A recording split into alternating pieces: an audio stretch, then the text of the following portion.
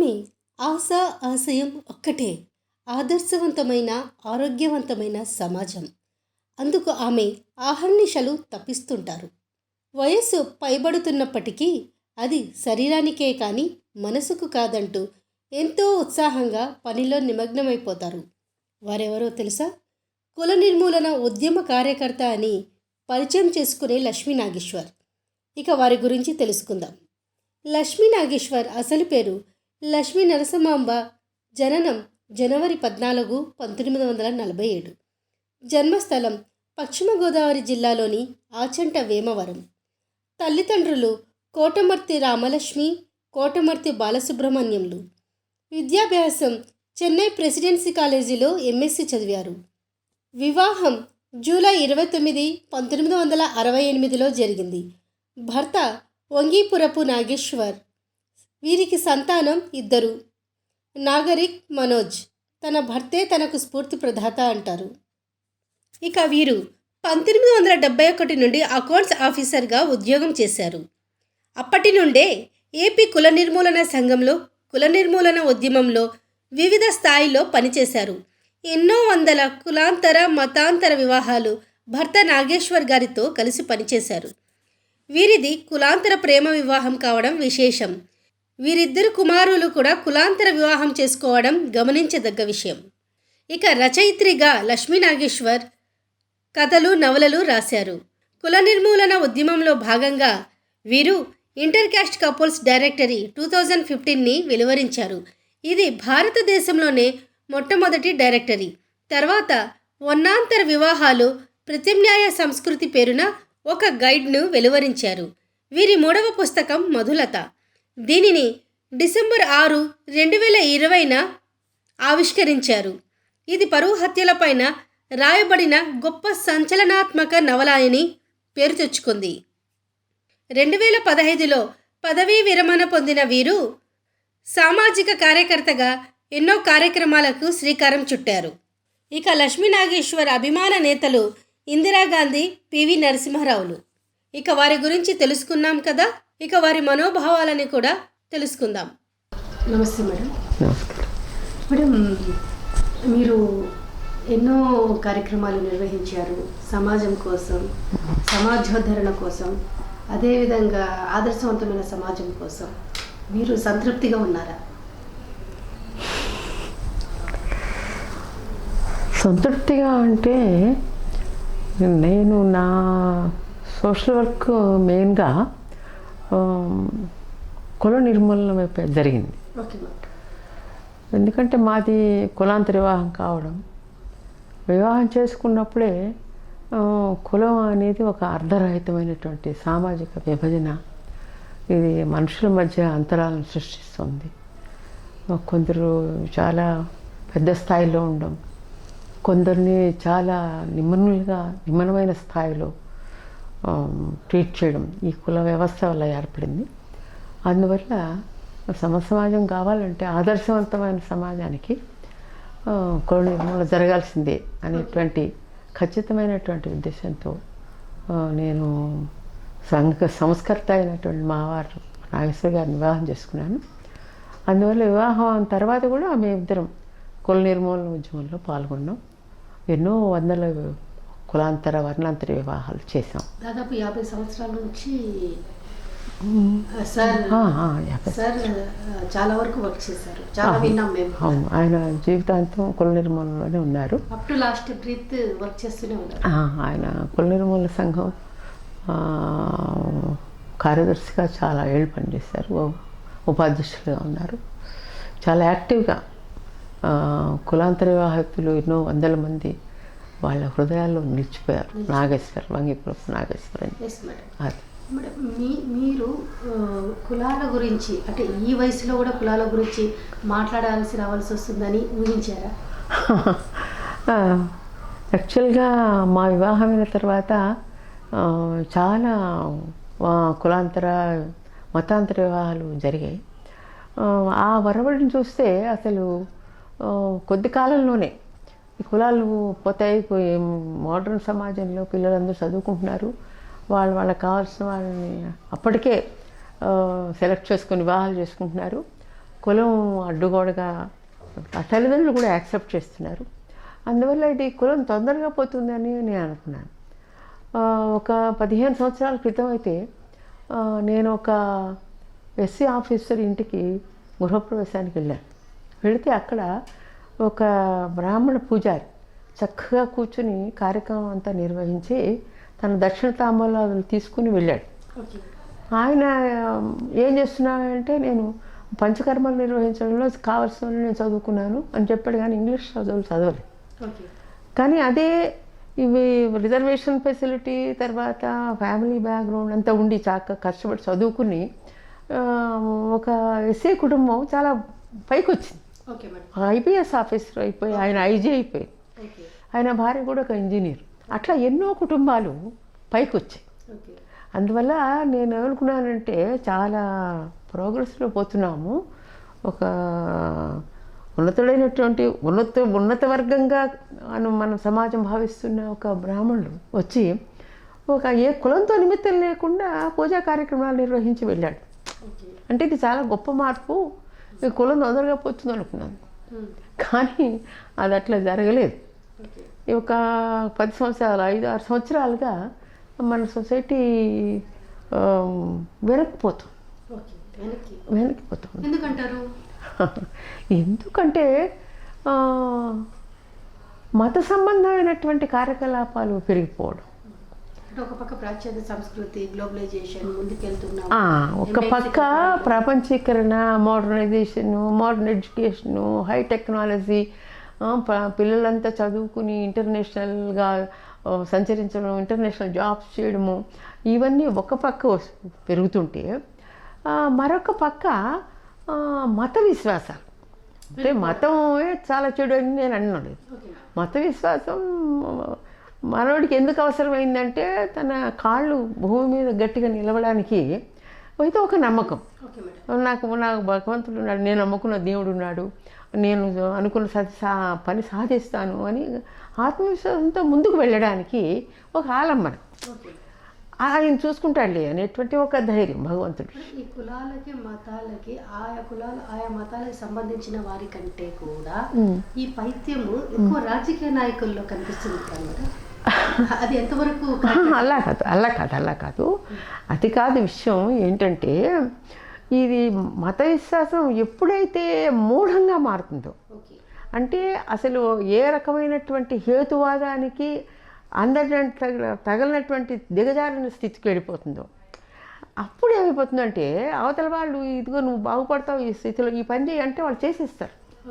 ఒక జ్యోతిష్కుడో, ఒక పూజారో, లేకపోతే ఒక మంత్రగాడో, ఇప్పుడు ఈ పలానా పసుపు జల్లు, కుంకుమ జల్లు, అక్షంత జల్లు, నీకు మంచి జరుగుతుందంటే చేసేస్తారు. అందులో ఏ విధమైనటువంటి తర్కము ఉండదు. వాళ్ళు చెప్పారు చేస్తున్నాం. అదేంటంటే ఈ మతం విశ్వాసం నుంచి ఉద్భవించినటువంటి మూఢత్వం వల్ల ప్రజలు ఇప్పుడు అదే మనం చూస్తున్నాం. పూజలు చెయ్యి, ఇంకేదైనా చెయ్యి, నువ్వు జాతకం చూసుకో, ఆ జాతకంలో ఆ కొడుకు జాతకం నీకు నడవలేదు కాబట్టి ఆ కొడుకుంటే నీకు క్షేమం కాదు అని అంటే, నా కొడుకు అబ్బా ఇంత బాధపడుతున్నా నీ పిల్లవాడి వల్ల, వీడిని చంపారేద్దాం, వీడు నశించాడంటే ఇది వరకు కూడా ఉండేది. నేను తెలిసిన ఒక ఆవిడ నాకు స్వయంగా చెప్పింది. మేడం, ఇప్పుడు ఈ చేసుకుంటే మీకు కలిసి వస్తుంది అనేసి అంటారు జనరల్గా, ఇది చేయండి, కష్టాన్ని నమ్ముకోండి అని ఎవరు చెప్పడం లేదు కదా. అలా కాదు కదా, కష్టాన్ని నమ్మితే ఫలిస్తుందని తెలుసు, కానీ పరిస్థితులు మనకు అనుకూలంగా మారాలంటే ఏదో మానవాతీతమైంది ఏదైనా ఒకటి చేద్దాం, చేస్తే ఆ శక్తి నాకు అనుకూలంగా పనిచేస్తుంది. యాక్చువల్గా నా చిన్నప్పుడే ఒక ఆవిడ తన కుటుంబం నాశనం చేసుకుంది. ఎందుకంటే ఒక జ్యోతిష్కుడు వచ్చి చెప్పాడు, మీ ఇద్దరు జాతకాలు కలవలేదమ్మా, అందుకని మీ వారి ఉద్యోగంలో నష్టం వచ్చింది, ఇంకేదో పోయింది ఉద్యోగం, ఇంకేదో వెతుక్కోవాల్సి వచ్చింది అని, మీ పిల్లల ఆరోగ్యం బాగలేదు, వీటన్నిటికీ ఎందుకంటే మీ ఇద్దరు జాతకాలు కలవలేదన్నాడు. ఆవిడేమనుకుంది, కలవలేదనంటే మనం ఏం చేయాలి, నేనా విడిపోలేము, చాలా ప్రేమైన సంసారము, భర్తను దూరంగా పెడదాం అనుకుంది. దూరంగా పెట్టింది ఎన్నో సంవత్సరాలు. అతనికేమో అర్థం కాక అల్లాడిపోయి అసలు ఎందుకు భార్య తనకి ఎందుకు చేస్తుందని తెలియక అతను మంచి స్థితికి వెడుతున్నాడు. ఆవిడ అనుకుంది మేము దూరంగా ఉన్నాం కనుక మా ఆయనకు ఉద్యోగం వచ్చింది, మా పరిస్థితి బాగుంది ఇలా అనుకుంది. అతను ఆవిడ చెల్లెలతోటే స్నేహం పెంచుకుని ఆవిడ ఇచ్చేటువంటి ఆ స్నేహం, ఆ ప్రేమ, ఆదరణలో ఆమెను చేసుకుంటానని కూర్చున్నాడు. చాలా కష్టమైపోయింది ఆ సంసారం. తర్వాత ఆవిడ చెప్పింది నాకు, ఇది స్వయంగా నేను చేసిందండి, నేను చేసుకున్నటువంటి ఫలితం ఇది అని చెప్పింది. అలా జీవితాలు నేసలేకపోతే ఇప్పుడు మనం చూస్తున్నాం కదమ్మా, తమిళనాడులో కొడుకుని చంపేశాడు తండ్రి, మదనపల్లిలో 2 కూతుళ్ళని చంపేశారు తల్లిదండ్రులు. ఇది ఏమిటి? ఒకటేదో నమ్ముకోవడం, దీంట్లోంచి ఇది అయిపోతుంది, ఇది ఖచ్చితంగా ఇది పునర్జన్మ వస్తుంది, మళ్ళీ బతుకుతారు అని అనుకోవడం. అలాగే ఒకప్పుడు క్రైస్తవ తల్లిదండ్రులు బిడ్డలు చనిపోయినా కూడా వీళ్ళు లేచి వస్తారు, నేను ప్రార్థించిన రిజరక్షన్, నా భగవంతుడు నేను నమ్ముకున్న క్రీస్తు వీళ్ళని బతికించబడి పట్టుకొస్తాడు. క్రైస్తు ఎలా లేచాడు, నా బిడ్డలు అలా లేస్తారని వాళ్ళు శవాలను అట్టగా పెట్టి కూర్చున్నారు. ఎప్పుడో 3వ రోజుకో ఏమో వాసన వస్తే అందరు కలిసి ఏం పిచ్చి పని లేవండి, వాళ్ళు బతికేది లేదు, ఏం లేదు అని బయట పట్టుకొచ్చారు. వీటినన్నింటినీ రూపుమాపాలంటే ఏం చేయాలంటారు? హేతువాదం పెంపొందాలమ్మా. చాలా హేతువాద సంస్థలు పనిచేస్తున్నాయి. హేతువాదం పెంపొందాలి. మత విశ్వాసం మూఢం కాకూడదు, మత విశ్వాసం వ్యక్తిగతం కావాలి. అది ఇన్స్టిట్యూషనల్ అయితే అయినప్పుడు ఈ మూఢత్వాన్ని దీనికి ప్రభుత్వాలు ఏ విధంగా పూనుకోవాలంటే, ఇప్పుడు మనం ఐడియలిస్టిక్ గవర్నెన్స్లో ఉన్నామని నేను అనుకో. ఐడియలిస్టిక్ గవర్నెన్స్ ఏదంటే that who follows the constitution in word and spirit. అంటే మన కాన్స్టిట్యూషన్ సెక్యులర్ స్పిరిట్ని ప్రీచ్ చేస్తుంది, సైంటిఫిక్ యాటిట్యూడ్ డెవలప్ చేసుకోమంటుంది, వైజ్ఞానిక దృక్పథం కావాలని చెప్తుంది, development of science and technology చాలా అవసరమని చెప్తుంది, అది పెంపొందాలని చెప్తుంది. కానీ యాక్చువల్గా ఏం జరుగుతోంది, ఒక సైంటిస్ట్ కూడా ఏమో నేను కరెక్ట్గా చేయగలుగుతానో లేదో నా ప్రయత్నం అంతా నేను చేస్తాను, కానీ ఎక్కడైనా తప్పుపోవచ్చు కదా, ఎక్కడ తప్పిపోయినా ఈ మొత్తం ప్రయోగం విఫలం అవుతుంది. కాబట్టి కొబ్బరికాయ కూడదు, భగవంతుడు నా వెనకాల ఉండి ఆ తప్పు కూడా జరగకుండా చూడాలి, ఏ ఛాన్స్ ఉండకూడదు అని చేస్తున్నాడు. అందువల్ల ఇట్లాంటి యాటిట్యూడ్ని గవర్నమెంట్ సమర్థించకూడదు. మనం మన కాన్స్టిట్యూషన్ ఫాలో అయితే చాలు, ఏ మతం వైపు గవర్నమెంట్ ఉండకూడదు. సివిల్ సొసైటీకి మీరు ఇచ్చే సూచనలు ఏంటి మేడం ఈ విషయంలో? ఎవరి మతాన్ని వారు నమ్ముకోండి, కానీ మతాన్ని వేరే వ్యక్తిగతం చేయండి, సామాజికం చేయకండి. సామాజికం చేసిన కొద్ది ఏమైపోతుంది, మూఢత్వం వస్తుంది. నీ వరకే మూఢం కాకూడదు. నీకు నమ్ముకున్నావు, నీకు అందువల్ల స్వాంతం లభిస్తుంది, దాన్ని అంతవరకు పెట్టుకుంటే నీకు నష్టం లేదు, అవతల వరకు నష్టం లేదు. నువ్వు ఎప్పుడు మూఢత్వాన్ని పోతావు, ఈ కోడలు నాకు నష్టజాతకురాలు అయింది అనుకుంటావు, లేకపోతే ఈ ఉద్యోగం నాకు సరిగా లేదనుకుంటావు, లేకపోతే నా రోజులు మంచిగా లేవు అనుకుంటావు. వేరే ఆ విధమైనటువంటి పలానా దానివల్ల ఇది వచ్చింది, నేను పొద్దున్న బయటకు వెళ్ళాను, ఏదో పిల్లి ఎదురు అయింది, దానివల్ల నా పని కాలేదు అనుకుంటావు. ఇవన్నీ మూఢమైనవి, వీటికి ఏమాత్రం ఆధారం లేదు. వాటి మీద బేస్ చేసుకుని నువ్వు కనుక యాక్షన్స్ చేస్తే నీ ఫలితాలు విజయవంతం కావు. నువ్వు ఎప్పుడైనా సరే నీ నిష్కామకర్మ నువ్వు చేయాలి.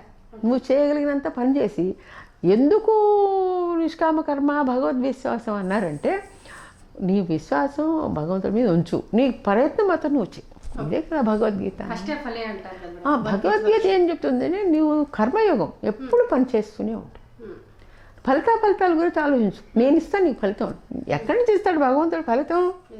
బాగా పనిచేస్తే అదే ఫలితాన్ని సమకూరుస్తుంది అని.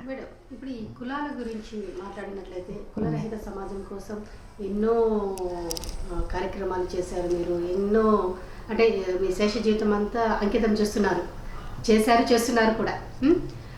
అయితే మీరు అనుకున్నంత రిజల్ట్ వచ్చిందంటారా? మీరు అనుకున్నంత రిజల్ట్ రాకపోవడానికి కారణాలు ఏంటి? రిజల్ట్ రాకపోవడానికి కారణము రావాల్సిందే.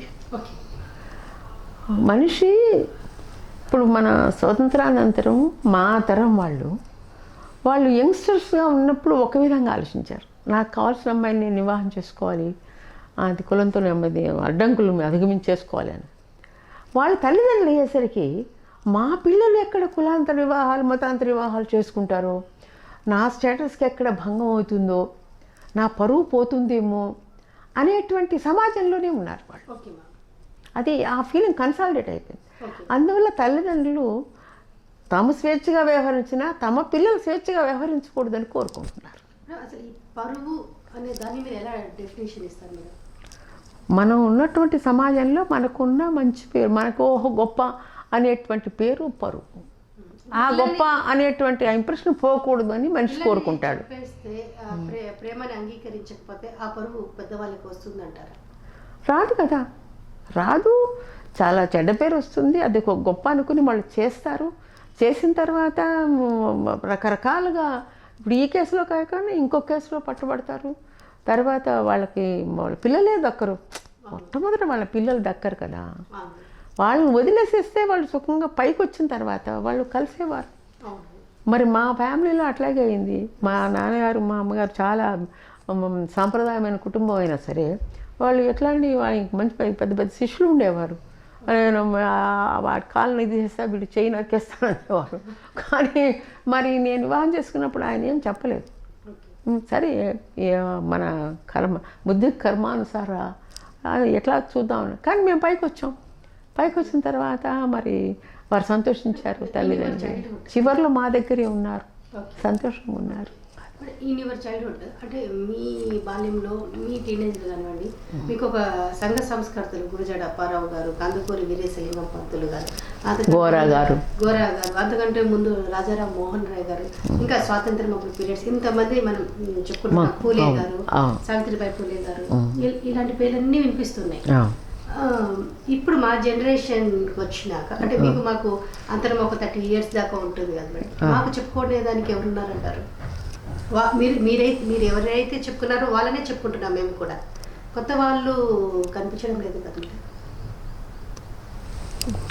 వాళ్ళు చాలా గైడింగ్ ఫోర్సెస్ అమ్మా. ఓకే. గురజాడ అప్పారావు గారు ఒక స్థాయిలో మరి అప్పట్లో మంచి అన్నది మాల అయితే మాల నేనగుదు అన్నారు ఆయన.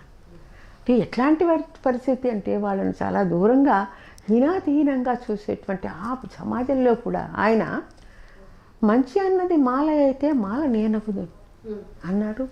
అట్లనే ఒక మాల నువ్వు మహాదాహంతో ఉన్నప్పుడు, నువ్వు చచ్చిపోతాను అనుకున్నటువంటి పరిస్థితిలో ఒక మాలకన్య నీకు మంచినీళ్ళు పోయాల్సి వస్తే నువ్వు తాగుతావా తాగవా అనేటువంటి సంశయాత్మకమైనటువంటి ఒక కథ రాశారు ఆయన. మరి నేను మాల పిల్లలు బాబు నేను ఎట్లా ఇస్తాను నీకు మరి దాహం అని అమ్మాయి అడుగుతుంది ఒక రాజుని. అంటే ఆ రాజు లవణరాజు కథ అతను మంచి చెడ్డలు ఎంచి చూడగా మంచి చెడ్డ రెండే కులములు, మంచి చెడ్డ రెండే కులాలు, ఇంకో కులం లేదు. మంచి అనేది నువ్వు మా దాహం ఇవ్వడం వల్ల నేను బతికితే నువ్వు భగవత్ స్వరూపమే. నువ్వు మాల నేను రాజు కాదు, మనమంతా సమానమే. మంచి అన్నది మాల అయితే నువ్వు మాల మంచి పిల్లలు, అప్పుడు నేను కూడా మాలవాడిని అయిపోతాను. కాబట్టి వాళ్ళు అంత గొప్పగా చెప్పారు. మరి ఆ తర్వాత గోరగారు లాంటి వారు మరి మంగళగిరిలో మనకు మరొక నాస్తిక సమాజం ఉన్నది. వారు హేతువాదులు చాలా కృషి చేశారు ఈ విషయంలో. తర్వాత గోరగారి సెంటర్ ఇప్పటికీ నడుస్తుంది. వారు కులాంతర వివాహాలు చేసి మరి చాలా ఇన్ఫ్లుయెన్స్ ఆయన జీవితాన్ని దానికి అర్పించారు గోరగారు. తర్వాత కుల నిర్మూలన సంఘం గత 50 సంవత్సరాలు కృషి చేస్తుంది. ఎన్నో హేతువాద సంఘాలు ఉన్నాయి. అమ్మ గురించి మాట్లాడాలంటే చిన్నప్పటి నుంచి చూస్తున్నాను. She's been very involved with social work. She along with my father, they were very active with Kulla Nirmula Sangham, and they used to be very regular. We used to host a lot of events at our house where social workers, people from the movement used to come, and they used to help a lot of couples. Every weekend they were out helping people. ఇప్పుడు కూడాను ఈ ఏజ్లో కూడాను అమ్మ she's ఎప్పుడూ అదే ఆలోచిస్తుంటుంది. And she has written 2 books on that. The latest book has received a lot of positive reviews, A lot of people have appreciated the book and what she has written and how she has put this. People identify themselves with that book. So, I mean, she's a person who's very active even at this age, despite her many ailments. ఇంకా ఏదో ఒకటి చేయాలనేసి ఆతృత ఉంటుంది. ఇప్పుడు ఏదో ఒకటి చేయాలి, how can I contribute, how can I make some change even at this age. That is always her endeavor. So, చేసింది ఇప్పుడు now she is working on the next book. She also wants to see how she can, she always had this dream of trying to build an old age home. May hope that she is able to succeed and she does that. That has always been her dream, and that she continues to stay healthy and to contribute more to society even at this age. Thank you. సంఘ సంస్కృతులు సమాజోద్ధరణ కోసం పాటుపడ్డారు కాబట్టి ఈరోజు మనం ఈ విధంగా ఈ మాత్రమే ఉండగలిగాం.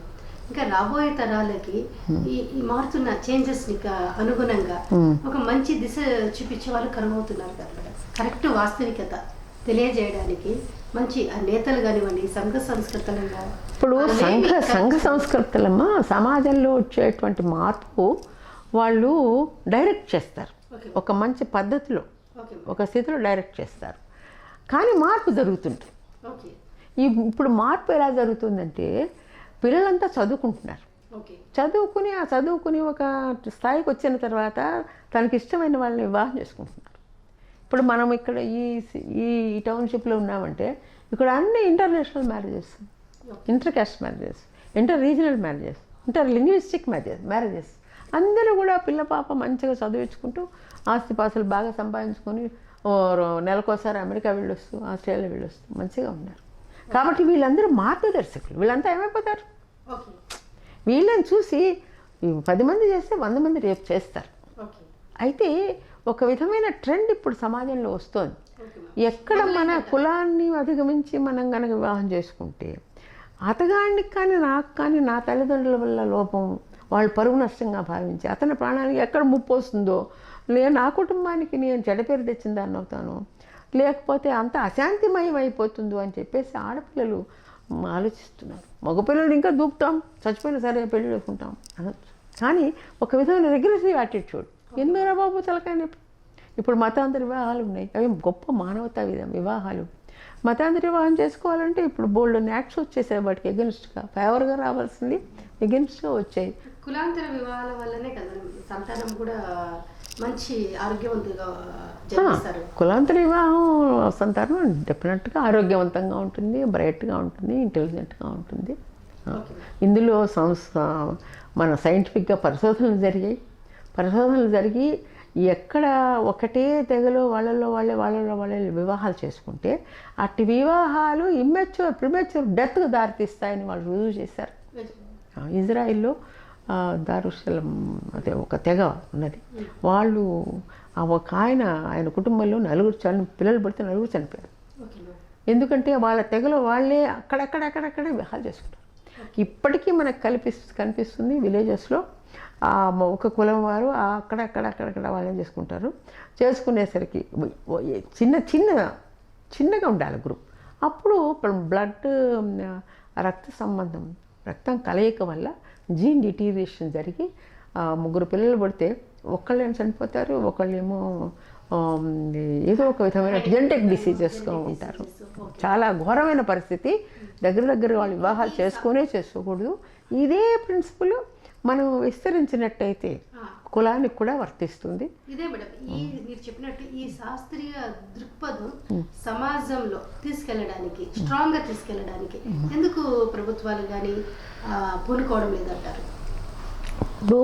ఇప్పుడు ప్రస్తుతం ఉన్న ప్రభుత్వాలమ్మ సెంట్రల్ గవర్నమెంట్ కానీ స్టేట్ గవర్నమెంట్ కానీ పవర్ ఓరియంటెడ్గా ఉన్నాయి. అది ముందు మనం పవర్లో నిలబడాలి, తర్వాత వాళ్ళ యొక్క పార్టీ ఎజెండా ఏదో ఉంటుంది. ఇప్పుడు క్యాపిటలిస్టిక్ ఎకానమీయా, కమ్యూనిస్టిక్ ఎకానమీయా, సోషలిస్టిక్ ఎకనామిక్ ప్రిన్సిపల్స్ ఏమిటి, వాళ్ళు రకమైన సమాజాన్ని తేవాలనుకుంటున్నారు అని వాళ్ళ ఎజెండా ఉంటుంది. దాని ప్రకారము వాళ్ళు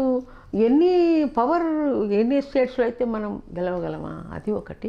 స్టేట్ గవర్నమెంట్స్ కూడా, స్టేట్ పార్టీస్లో గవర్నమెంట్స్ కూడా అట్లాగే ఉన్నాయి. వాళ్ళ స్వలాపము, మళ్ళీ పార్టీ మళ్ళీ ఎలా రావాలి, ఏమి చిన్న చిన్న బెనిఫిట్స్ ఇచ్చేసేసి తాయిలాలతో. రాజకీయ నాయకుల ఇమ్మెచ్యూరిటీ వల్ల జరిగే ప్రక్రియలో భాగం అనుకోవచ్చా మేడం?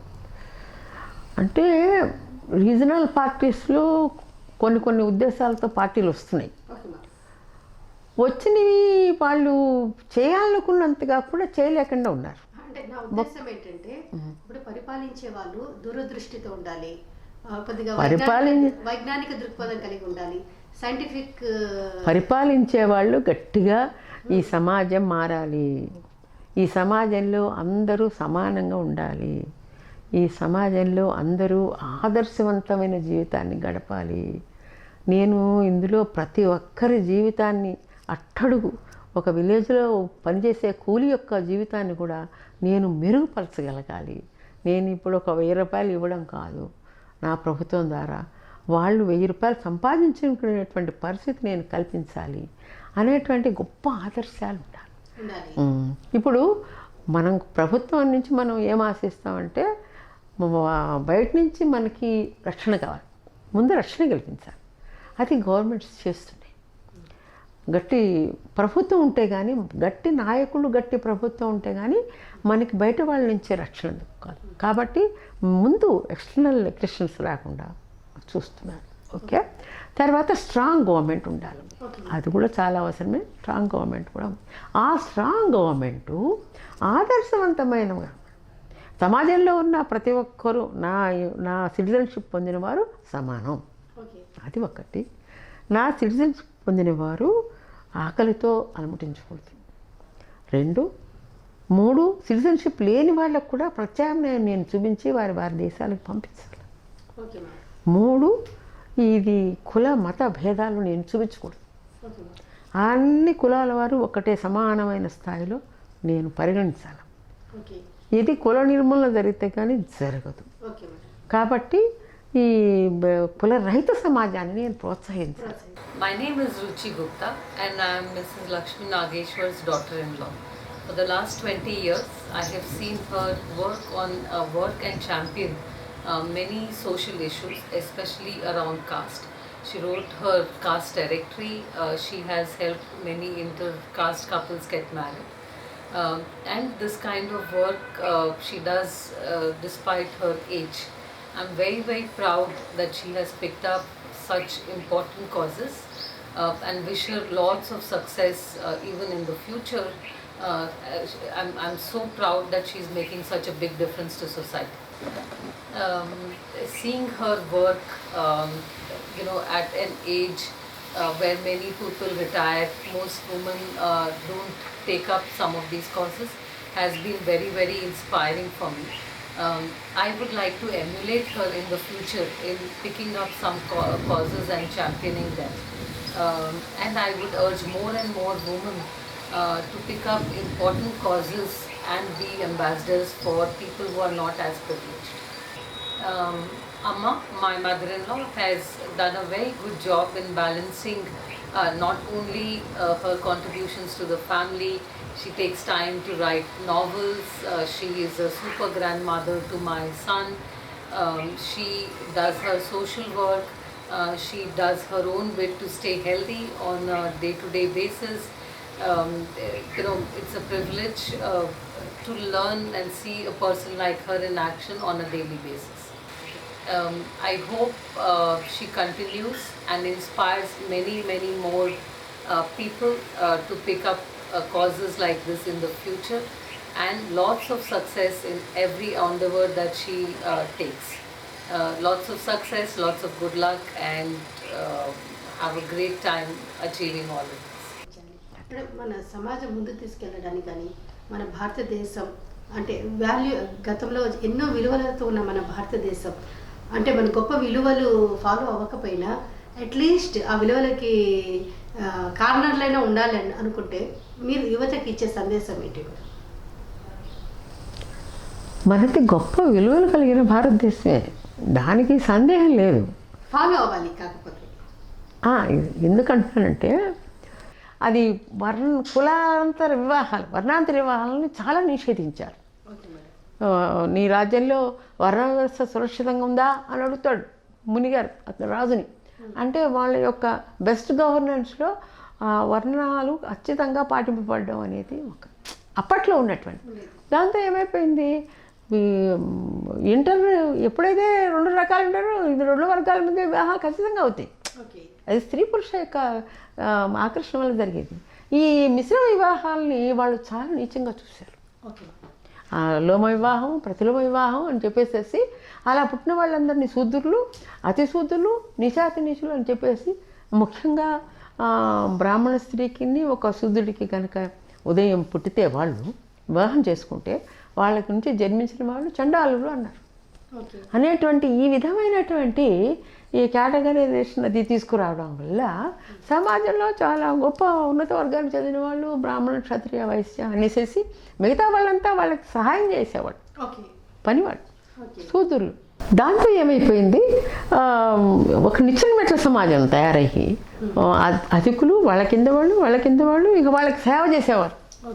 వీళ్ళకి నిచ్చెన మెట్ల సమాజం వచ్చేసేసి ప్రతివాడికి మనం అణిచిపెట్టడానికి వాడు ఉన్నాడు కదా అనే తృప్తి, పైవాడికేమో వాడి పాదాన్ని మోసేటువంటి పరిస్థితి, ఈ సమాజ పరిస్థితి అట్లా సాగింది. మన యొక్క సంస్కృతి మిగతా విషయాలు అన్నీ చాలా గొప్పగా ఉన్నాయి. కానీ మరి ఈ కుల వ్యవస్థ ఒకటి మానవుడికి వ్యత్యాసాన్ని సృష్టించిన వ్యవస్థ. కొందరినేమో చాలా గొప్పవారుగాను, కొందరినేమో పుట్టుకతోటే చాలా నీచమైనటువంటి పనులు చేసేవాళ్ళను, అంటర్జాతి రాజేమను, అసలు ఏ కులం వారు మరో కులం వారి కన్నా తక్కువ వారు అవడం, ఇదంతా చాలా ఘోరమైన. మనిషికి మధ్య ఈ అంతరాలు తగ్గించడానికి మీరిచ్చే సూచనలు? కులాంతర వివాహాలు జరగాల్సిందే. ఇప్పుడు 2 కులాల మధ్య వివాహం జరిగింది, అబ్బాయి అమ్మాయి, ఇద్దరు బాగా చదువుకున్నారు, కొంచెం డబ్బు దశకం కూడా ఉంది, అయినా కూడా తల్లిదండ్రులు ఒప్పుకోవడం లేదంటే దానికి కారణం ఏంటి? ప్రభుత్వానికి మీ సంస్థ తరపు నుంచి నివేదికలు ఏమైనా ఇచ్చారా మేడం? ఇప్పుడు ఇంతవరకు ప్రభుత్వాలు చాలా ప్రోత్సాహం చేస్తూ వచ్చాయి. Okay madam. కరెక్ట్గా చెప్పాలంటే ఇంతకు ముందున్నటువంటి మన స్టేట్ గవర్నమెంట్, మనకి డైరెక్ట్ కనెక్షన్ స్టేట్ గవర్నమెంట్, తర్వాత సెంట్రల్ కూడా మనకి హెచ్చు భాగం కాంగ్రెస్ గవర్నమెంట్, తర్వాత జనతా పార్టీ వాళ్ళందరూ కూడా సోషలిస్ట్ అవుట్లుక్ ఉన్నవాళ్ళు. కాబట్టి కులాంతర వివాహాలు చేయాలని చెప్పేసారు. ఓకే, తర్వాత అంటే కులరహిత చివరికి దేని దారితీస్తుంది? కులరహిత సమాజాన్ని దారితీస్తుంది. కులాలు అనేది హిందూ సమాజాన్ని నాశనం పట్టిస్తున్నాయి, డివైడ్ చేసి పారేస్తున్నాయి, హెచ్చు తగ్గులు కల్పిస్తున్నాయి, ఇవి పోవాలా అని ఆయన చెప్పారు. అందుకే ఆయన ఆర్య సమాజం బయట ముస్లిమ్స్ వచ్చినా హిందూగా కన్వర్ట్ చేసి వాళ్ళు వివాహం చేస్తారు. క్రిస్టియన్స్కి కన్వర్షన్ మళ్ళీ అది ఏ కులంలో పెడుతుంది అనేది ఇప్పుడు క్వశ్చన్ అవుతుంది అనుకో, మళ్ళీ మన కుల చట్టంలో ఏమడాలండి, అర్థమైందా? ఈ కుల చట్టాలనే తీసి పారేయాలి. ఎందుకంటే ఇప్పుడు అందరూ చదువుకుంటున్నారు, అన్ని రకాల వృత్తులు చేస్తున్నారు, అన్ని పనులు చేస్తున్నారు. మరి ఎవరినైతే శూద్రులుగా ఇదివరకు కొన్ని వందల సంవత్సరాల క్రితం తక్కువగా చూశారో ఆ శూద్రులు ఇప్పుడు వ్యవసాయం చేసి, వ్యాపారం చేసి, ఇండస్ట్రీస్ పెట్టి డాక్టర్లు అయ్యి, ఇంజనీర్లు అయ్యి, అమెరికాలు పోయి రాజ్యపాలన చేస్తున్నారు. మరి ఏమైపోయింది? నీ క్షత్రియ, మరి బ్రాహ్మణ, క్షత్రియ, వైశ్య, వీళ్ళు వాళ్ళు ఏమైనా చేస్తున్నారా? మన గవర్నమెంట్స్ అంతా వాళ్ళు ఫామ్ చేస్తున్నారు. ఓకే, యాక్చువల్గా మన ప్రైమ్ మినిస్టర్ శూద్రా. మరి ఎట్లా వచ్చింది ఇది? ఆయన ఎంతో కష్టపడి ఆ ఆర్గనైజేషన్లో శ్రమపడి జీవితాన్ని డెడికేట్ చేసి కనిపించిన ప్రతివాడి దగ్గర నుంచి విషయాన్ని తెలుసుకుని ఎన్నో చదివి ఆలోచించి విజ్ఞానాన్ని కృషి చేసి ఆర్గనైజ్ చేసి ఆయన వచ్చాడు. ఆయన ఇప్పుడు శూద్రులు అంటే మరి మనం శూద్రులే గౌరవం చేసేలా వాళ్ళు తక్కువ వాళ్ళు ఎలా అయ్యారు. అందుకని చెప్పేసి కులాలు అర్ధరహితం ప్రస్తుత సమాజంలో, దాన్ని రాజకీయాల కోసం రాజకీయ పార్టీలు వాడుకుంటున్నాయి. రాజకీయ పార్టీలు ఎప్పుడైతే రాజకీయ పార్టీలు కొంత ఉన్నతమైనటువంటి సంస్కారం ఉండాలి, వాళ్ళ ఎజెండా మాది మా ఎకనామిక్ ప్లానింగ్ ఇది, మా సోషల్ ప్లానింగ్ ఇది, మా ఆదర్శాలు ఇవి అని చెప్పి పార్టీ సిద్ధాంతాలు ప్రకటించిన తర్వాత వాళ్ళు దాన్ని కట్టుబడి ఉండాలి. ఇప్పుడు అందరూ అట్లా ఉండడం లేదు. ఓట్ల కోసమే రాజకీయాలు. అన్ని సిద్ధాంతాలను ప్రకటిస్తారు, తర్వాత పవర్లోకి వచ్చిన తర్వాత వాళ్ళకి కావాలనుకున్న వాళ్ళ పద్ధతి ప్రకారం వాళ్ళు చేస్తారు. సిద్ధాంతం అంటే రాద్ధాంతం అని అరెస్టులు చేస్తున్నారు. అలా అంటే ఇప్పుడు అది ఎవరైతే చాలా పవర్ఫుల్ ఉంటారో వాళ్ళు ఏమైనా చేయగలుగుతారు. ఓకే. ఎవరి చేతిలో అయితే పవర్ ఉంటుందో వాళ్ళు ఏమైనా చేయగలుగుతారు. ఇప్పుడు మన సమాజం కోసం మీరు చెప్పినవి ఫాలో అవ్వాలంటారు, మంచి సమాజం కోసం, మంచి రాబోయే తరాలకి మంచి ఫాలో కావాలా, లేకపోతే ఎవరైతే అప్రెస్డ్గా ఉన్నారో వాళ్ళు యునైట్ అవుతారు, వాళ్ళు వ్యతిరేకిస్తారు. మరి వాళ్ళు అసలు మనం ఎందుకు వాళ్ళని అప్రెస్ చేయాలి, ఎవరినైనా ఎందుకు అప్రెస్ చేయాలి? Okay madam. అందరికీ సమాన అవకాశాలు ఇవ్వాలా? Okay madam. ఇప్పుడు వాళ్ళు ఏం చేస్తున్నారు, విభజించి పాలించు, నీకు మెజారిటీ ఓట్లు రావాలి కాబట్టి ఆ మిగిలిన వాళ్ళు వేరే పార్టీకి పెడతారు. ఓకే, మనకి ఈ ఓట్లన్నీ సంపాదించుకునేందుకు ఏమిటి మార్గం? ఓకే, దీనికోసమే వర్కౌట్ చేస్తున్నారు. వర్కౌట్ చేసేసి వీళ్ళని దూరం పెట్టేస్తే మంచి చైతన్యవంతమైన ఆరోగ్యవంతమైన సమాజం కోసం అట్లా కాదు. నేను సమాజాన్ని మొత్తాన్ని మేలు చేశాను, దేశాన్ని రక్షిస్తున్నాను, సైంటిఫిక్ డెవలప్మెంట్ చేశాను, మీ పంటలు బాగుండేట్టు చేస్తున్నాను, రైతులకు సరైన ధర వచ్చేటట్టు చేస్తున్నాను, సరైన విద్యను అందిస్తున్నాను, సమాజం ఆర్థికంగా బలపడుతోంది. ఆర్థికంగా ఇంటర్నేషనల్గా మన ఇమేజ్ చాలా బాగుంది. మన వాళ్ళందరూ రీసెర్చ్లో చాలా గొప్ప వాళ్ళు అవుతున్నారు. మన జీడిపి రేట్ పెరుగుతుంది. రెండు మనకి, ఒకటి బయట నుంచి మనకి ఎప్పుడు తాగిరి రావద్దు, రెండు మనలో చాలా ఐక్యంగా ఉండాలి, అసమానతలు తొలగించబడాలి, ఎవరు ఆక్రోశించవద్దు. నన్ను వేరుగా చూశారు అని ఎవరు ఆక్రోశించవద్దు. తప్పకుండా మేడం. కులరహిత సమాజం తొందరలోనే మనం చూద్దామని ఆశిద్దాం. మీరేదైతే ఇంతవరకు ఇన్ని సంవత్సరాల నుంచి కులరహిత సమాజం కోసం పాటుపడుతున్నారు, మీ కృషి వృధా పోదని, మంచి రోజు వచ్చి త్వరలోనే మనం కులరహిత సమాజం కోసం మీరు ఏదైతే ప్రతిపాదించారో ఆ కులం మన అప్లికేషన్లో కూడా సమకులము, మానవ కులము, మానవ కులము ఏదో ఎక్సెట్రా అది మనం మెన్షన్ చేద్దామని ఆశిద్దాం. నమస్తే.